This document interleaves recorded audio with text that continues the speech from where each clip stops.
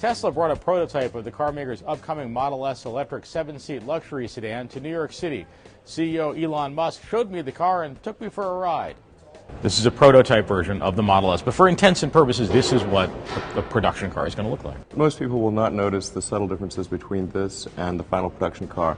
What you're seeing here is what we call the beta, which is 99% production design.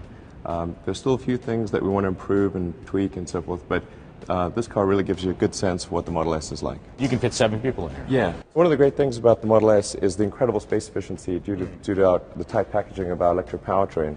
And that allows us to have 2 rear-facing kid seats in the back.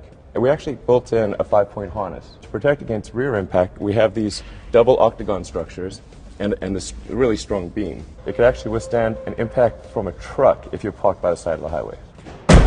The Model S will actually have the best drag coefficient of any car on the road. We're looking at a 0.22. Wow. Yeah, so if you know cars, a 0.22 drag coefficient is ridiculously good. That's like a fish. Inside, the Model S has some features I've never seen on any car before, including some that frankly worried me a little.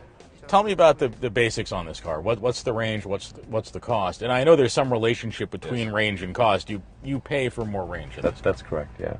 There are a number of options in the car. The basic car starts at $50,000, and then with all the options, it goes up to about $100,000. There's a 300-mile range car, 230-mile range car, and a 160-mile range. And then there's also a performance version of the car, which will do 0 to 60 in 4.4 seconds.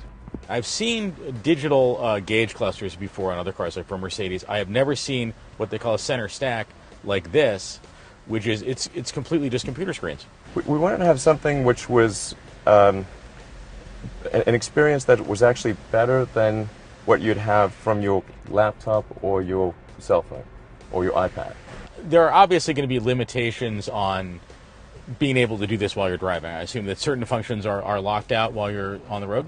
We're really not blocking out functions, but what we are doing is providing a very good voice interface to the system.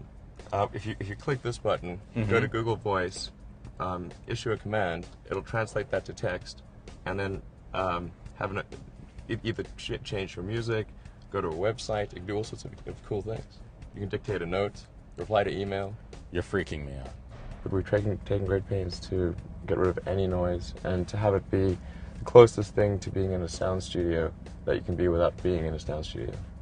So this car, even if this were a gasoline-powered car, it would be a quiet gasoline-powered car. Right. But then you've taken the further step of completely eliminating an engine. As you mentioned, one challenge with that is, and I know luxury car makers face this, a lot of times doing away with noise can be like sawing the legs on a table. You do away with one thing and it just exposes some other noise somewhere else. It means you have to be perfect with respect to any noise intrusion in the car. Everything in the car has to be extremely quiet. If you think you might want a Model S, you may have to wait a while. The first year's production is already reserved. Tesla is now taking orders for the second year of production.